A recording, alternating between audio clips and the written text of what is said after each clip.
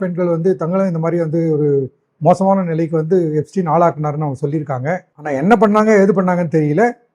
Epstein வந்து பெரிய தண்டனைகள் எதுவும் இல்லாமலே ஒரு சின்ன மைனர் கேஸோட தப்பிச்சு வெளியில் வந்துடுறாரு.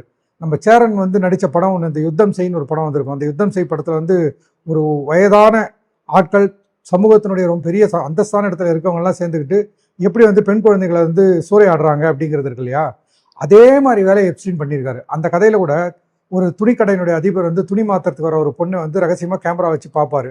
அந்த கேமராவிலேருந்து அந்த நிர்வாண படத்தையோ அந்த உடை மாத்திர படத்தையோ எடுத்துன்னு போய் தன்னோட இருக்கிற அந்த ஒரு வயசானவங்களே ஒரு கிளப் மாதிரி வச்சுக்கிட்டு அவனுக்கு அதை காட்டி வந்து வக்கரமாக சந்தோஷப்பட்டுக்கிட்டு இருப்பாங்க.